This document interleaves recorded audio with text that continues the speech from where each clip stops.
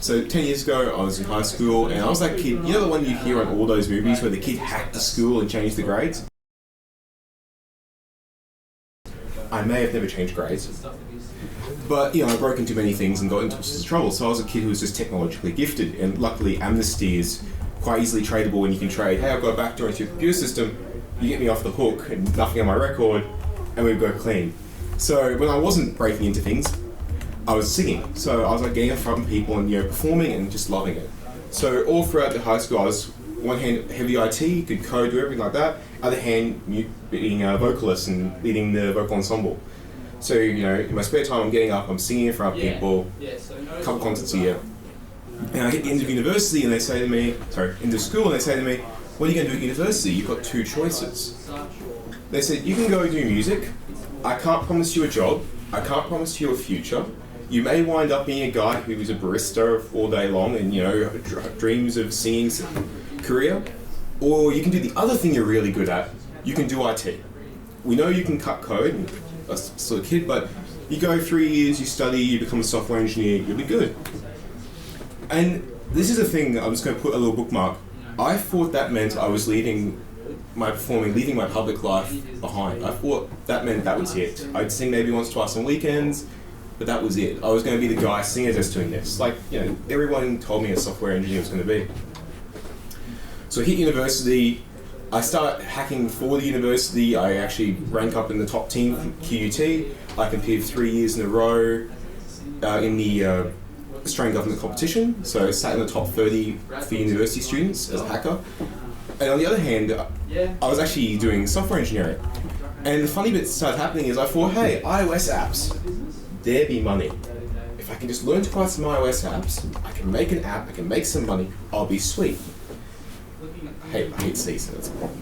So I run into this guy from Microsoft from Developer Platform Evangelism, and what happens is, he says, "Look, Microsoft's got an exciting new future, this future of apps on Windows, and it's going to be everywhere, man, and you're going to use .NET C#." I'm like, okay, and it's going to be on phones, and it's going to be on tablets. If you write me one app, if you can just write me one app, boy, I'll take you to the Gold Coast, I'll pay your travel, I'll pay your accommodation, and best of all, I will pay your booze. I'm a uni student thinking, it's on, boy, you don't know, I can cut some code. So I sit down, I did download all the previews of Windows 8, all the previews of Visual Studio, whatever it was, and couldn't get the bloody thing to work. I spent hours on it. So I write this guy up an annoyed email of feedback saying like, "Hey, why the heck would you give me this challenge? I can't do it, no one can do it." And he responds back with, "I like your style. You're going to come anyway, I'm going to cover everything." So I go up there with a group of people, and I didn't realize all these students were actually student partners of Microsoft. So I go up there and they're imaging tablets to Windows 8. I thought, you know what, I'll join you. I did that myself. They're teaching people really basic C#. Yeah, I can do that. I know XAML, I know how to drag and drop an element and change a name and reference it. Okay, yeah.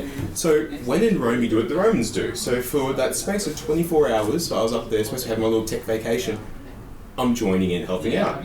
And the guy from Microsoft who had given me that tap on the shoulder, the guy who said, "I'll give you a boost for free," which he did, I'd been DJing for 24 hours straight and emceeing this event. So he was exhausted, and he comes up to me and starts talking about Microsoft stuff. And I have to stop him and say, "I'm sorry, dude, I don't know actually what you're talking about." And he goes, "Oh, well, actually, all these guys are student partners, and you're not one of them?" I went, "No." He goes, "Well, how do you feel about a free tablet and getting to teach people about Microsoft technologies and shed a lot of apps?" When awesome, he goes, "Cool, you're now in the program. I'll send you some paperwork, next week." So like he says, the paperwork rocks up, I get my assignment. And so for the back half of university, for the last 2 years of it, when I wasn't hacking, I was going out and teaching C# development with Windows 8 for Microsoft. So what you do is like this, they say, "Hey, we need you to make 25 apps, get into the store, we don't care how you do it, in the next 3 months. Oh, and if you can be one of the first 2 people and do it in a month, I'll take you to Russia, I'll pay your flights, your accommodation, of course I'll pay your booze." And so of course the same thing happens again. It's on, boy. So yeah, Russia was a great experience. I got to go and spend a lot of time at the Imagine Cup and actually get to see what excellence in software, get to see what these people who are really creative, people who have found a market, they've built some great product, and they're doing it. These guys are awesome. So I'm sitting there going, wow, this is what it's like to have a startup and have market validation, have people drooling over you. This is all really cool. Go back and I keep teaching for Microsoft between that, university and everything else. And I get out of uni, I turn around and go, So, cool. What am I going to do now? I've got this hybrid of security and software engineering. I don't know what I'm going to do. And I'd seen this thing called Xamarin, because remembering I've taught C# XAML at this point. I've been teaching the Microsoft stack. I've kind of become a little bit disillusioned with Microsoft's message to me.